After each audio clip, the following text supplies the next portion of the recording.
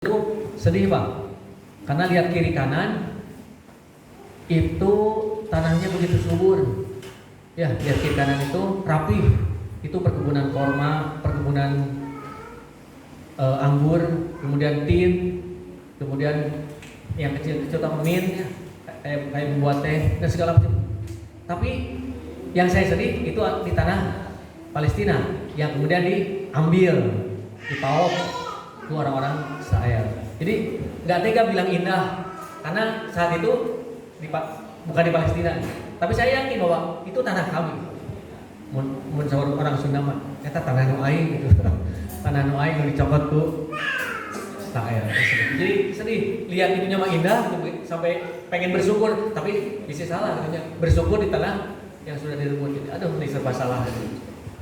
Nah, pada saat masuk perbatasan kita tuh dari utara masuk ke Queen Abdul Aziz, kemudian ke bawah kita bisa masuk ke Palestina lewat jalur Karim Abdul Salam yang satu-satunya pintu masuk untuk masuk ke wilayah Gaza. Ya sampai saat ini cuma satu yang bisa masuk lewat Karim Abdul Salam. Selain itu tidak, ditutup. Ya, walaupun Karim Abdul Salam itu juga dikelilingi oleh zona merah. Ya, zona merah. Yang sekarang bantuan dari Indonesia, bantuan dari mana-mana itu masuk ke Karim Shalom, tapi kejadiannya seperti ini. Jadi masuk ke dalam, itu lihat, saya tidak memperlihatkan bangunannya, tapi lihat yang putih seperti sampah.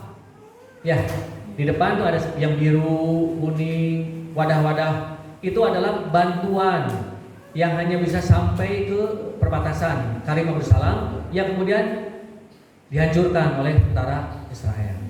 Ya, saya lihat di sana ada air, ada beras, ada tepung, ada daging kaleng kayak kornet gitu, ayam ikan, ada susu, minyak goreng, itu dihancurkan. Ya, kita pengen coba lihat gitu. Oh nggak boleh turun ditembak. Ini masih jarak tembak. Ya, seperti itu. Jadi kejadiannya berulang sekarang. Sekarang katanya kan pintu bantuan dibuka. Pintu bantuan itu hanya sampai Karim Abdul Salam. Setelah itu banyak yang dihancurkan. Lihat di TikTok. Di TikTok itu bohong. Karena yang ditampilkan cuma sedikit. Bukan bohong beritanya, bohong jumlahnya. Kejadiannya benar. Tetapi yang terjadi di sana lebih banyak yang tidak diberitakan. Ya, seperti itu. Ya. Jadi ini berarti 1 bulan yang lalu. Dan sekarang kondisi tanah ini yang tadi masih ada bangunan sekarang sudah rata. Ya, jadi curangnya mereka itu setiap sudah menghancurkan itu langsung diikuti bulldozer. Jadi dibom, di bulldozer diratakan, kemudian ditumpuk lagi seolah-olah tidak terjadi apa-apa. Mereka geser bordernya, terus mendekat. Ya, seperti itu. Nah ini bergeser ke, nah ini di gambar ini ada garis putih ya, itu bukan petasan. Jadi hari pertama saja saya sudah disambut oleh misil, ya oleh misil yang, jadi kalau saya ceritakan detailnya begini, yang saya dengar setiap hari di sana itu 24 jam ada drone.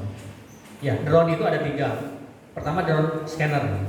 Jadi terus motret setiap warga dan setiap aktivitas yang kita kerjakan. Kalau aktivitas yang mencurigakan bisa eksekusi atau bisa jadi dicatat orang-orangnya seperti itu. Ya, yang kedua ada drone mapper atau mapping. Jadi bangunan dicatat, bangunan itu kemudian ada aktivitas atau masih ada utuh lagi ya, lebih dari 50%, itu ditandai koordinatnya. Kemudian diserang. Ya, diserang. Dan yang terakhir adalah drone yang disertai dengan minimal 2 misil. Nah itu 24 jam Pak Bu. Ya. Kalau dibayangkan di sini mungkin ada pertanyaan, emang bisa tidur gitu dengan 24 jam? Ya bisa tidur karena mungkin saya capek di sana Pak. Allah ngasih kenikmatan walaupun kondisi seperti ya yang tidak terbayangkan, tapi alhamdulillah masih bisa tidur. Kemudian pada saat bangun walaupun tidur cuma 1 jam, 1 jam setengah kadang-kadang. Tapi pada saat bangun kita masih segar dan kemudian bergegas ke rumah sakit dalam keadaan yang sudah segar, bugar. Ya. Jadi bangunan di sana seolah-olah tidak boleh disisakan. Ya, bangunan di sana tidak boleh disisakan. Ya, di perbatasan Karim Shalom sampai di Khan Yunis itu bangunan tinggal sedikit. Ya, adapun bangunan-bangunan yang ditinggalkan itu adalah bangunan-bangunan yang dalam tanda kutip sudah tidak ada aktivitas. Aktivitas masyarakat di sana lebih banyak di tenda atau sisa-sisa. Ya, seperti di sini. Sisa-sisa di sini ini tidak bisa ditempati. Tapi kalau ada yang masih bisa ditempati, mereka ditempati dengan catatan siap-siap untuk dibom. Karena ini area zona merah. Ya, bahkan 3 hari terakhir kemarin ada beberapa orang yang kemudian mencoba masuk ke rumah mereka sendiri untuk apa ya, istilahnya mencari sisa-sisa yang bisa dimanfaatkan. Sebelum masuk ke rumah mereka, mereka sudah diikuti oleh drone. Dan ternyata setelah mendekat ke rumahnya, karena sudah maksudnya drone itu mengikuti teror atau ngasih kabar lah, balik lagi gitu. Tapi ini mereka tetap aja bertiga masuk karena merasa memang sudah butuh. Dan ujungnya ya kita bisa bayangkan 3 orang itu syahid dibom semua. Padahal mereka hanya untuk mengambil sesuatu di rumah mereka. Ya, tidak seperti mereka yang merampok di rumah orang lain. Alhamdulillah. Ya.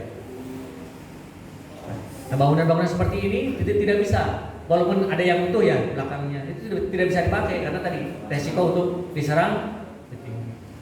Ya. Nah, ini sudah mendekati ke Khan Yunis. Jadi ini banyak bangunan-bangunan karena ini batasnya sekitar 1 kilo dari perbatasan. Ya, pada saat awal yang tadi itu rata sekarang.